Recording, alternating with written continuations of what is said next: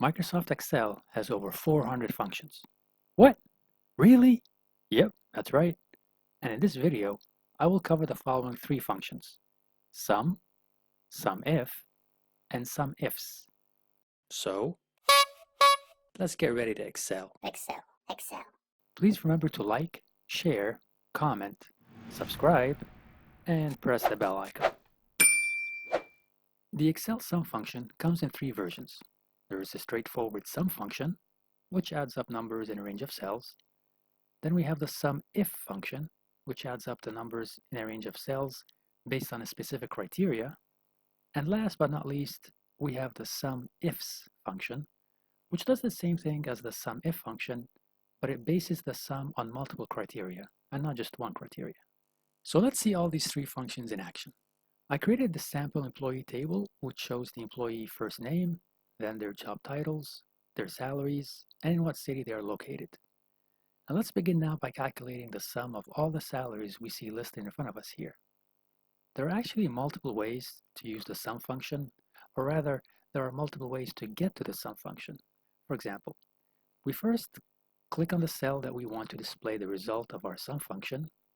Then we can click on this FX icon, which opens the Insert Function dialog box. From there, you can do as it says here, which is to type the name of the function, then hit on the Go button.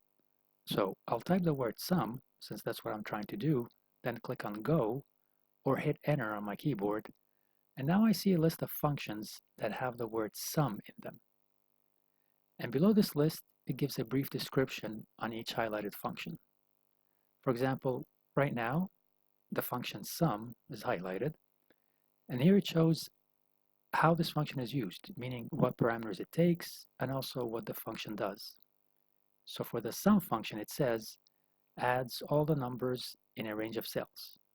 And if I click on the SUMIF function right below it, it shows that this function takes three parameters and that it adds the cells specified by a given condition or criteria. So you can see that this feature is helpful as it gives us a brief explanation of what each function can do for us. So another way is to go up to the menu and click on Formulas, and you notice that our ribbon now has changed. On the far top left, I see the same FX icon that I clicked on moments ago. And when I click on it, it brings up the same dialog box we just discussed. So it's the same thing as before, but we just got to it from another path. Another way to use the sum function is to simply type it out manually. For example, I click on the cell where I want to display the sum result, then I type an equal sign, because that's how you tell Excel that we are starting a formula. After the equal sign, I type my function name, which in this case is sum, and Excel automatically brings up all the functions which has this word in it. From here, I can either hit Tab on my keyboard to enter into this function, or I can type the open parentheses to continue with this function. So basically both do the same thing. For example, if I type the open parentheses, it takes me to the next step of the function where it asks me for the cells I want to add up. Or if I erase the parentheses and from here I hit Tab on my keyboard, it also takes me to the next step where I'm then asked for a cell or a range of cells to add up. In this example, I want to add up all my salaries, so I simply highlight the cells, and now you can see the function here or here that I'm now adding up all the cells from cell C2 through cell C8. I now can hit Enter, and Excel automatically displays the sum of all my salaries. Now if I click back on this cell, I see that the function behind it is written as sum C2 colon C8. Now as you can see, these cells are all next to each other. Now if I wanted to add up cells that are not next to each other or not in range, like the C2 through C8, then I would start again my sum function, and instead of highlight all the cells at once, I would just click on my first cell, then hold the control key on my keyboard, then click on another cell that I want to include in my sum calculation. See now how the sum function is listing my cells and separating them by commas? I can continue to add more cells by keeping the control key pressed and clicking on other cells. And when I'm done selecting my cells, I just hit enter and my sum is displayed for me. Now I promised you moments ago that there is actually a much quicker way to use the sum function, and that's usually the way that everyone who's familiar with Excel uses. I simply go back to my home menu, and up at the far right, there's this Greek letter sigma icon. This is the shortcut to use the sum function. So I click on the cell where I want to display my result, then I just click on the sigma icon, and Excel automatically and intelligently guesses that I want to tally the sum of all these cells. So I just hit enter on my keyboard, and we are done. How quick and simple is that? Please do let me know what you think in the comments below. So that was the sum function, which as you saw, sums up all the cells that I choose. But what happens if I want to sum up certain cells based on a condition or a criteria? For example, I want to find out the sum of the salaries for only the programmers. Now I know you might think to yourself that it's easy to just use the same sum function and highlight the salary cells next to the programmer cells, right? For example, just like that.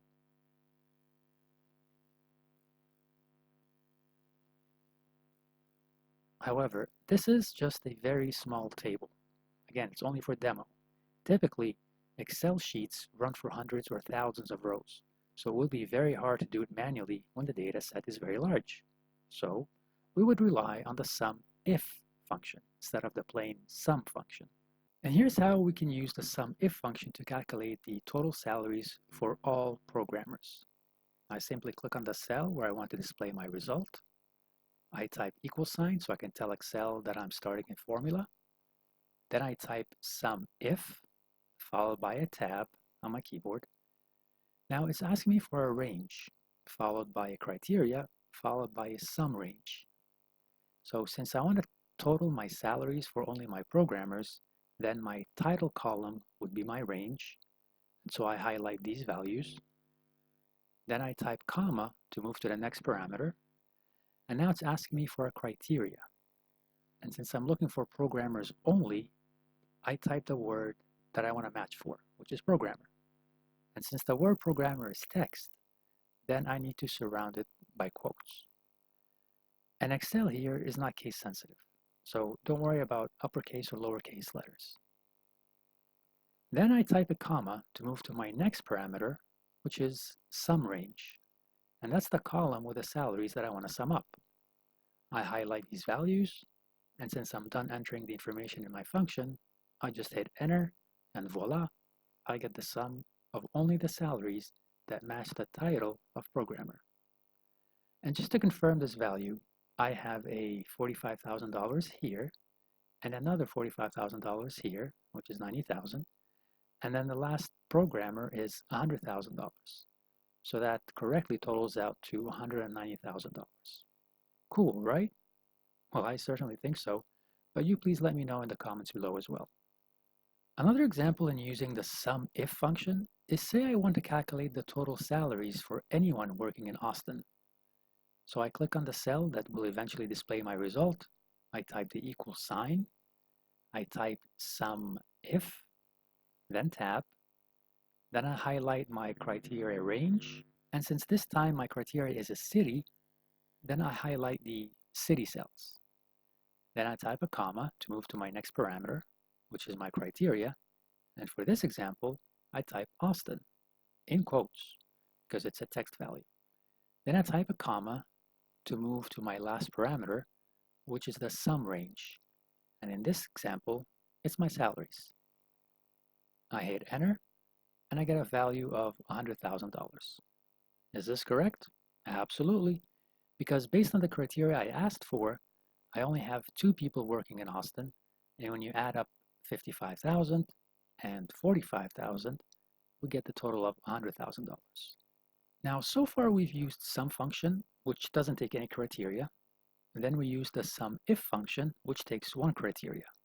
And now I will show you the sum ifs function, which is the plural of the sum if function. This means that we can base our sum on more than 1 criteria.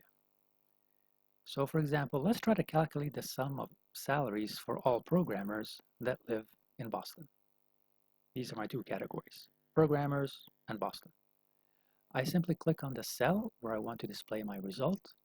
I type the equal sign, then I type my function, which is Sumifs, followed by a tab, and now you see the parameters are the sum range, then the first criteria range, followed by the first criteria.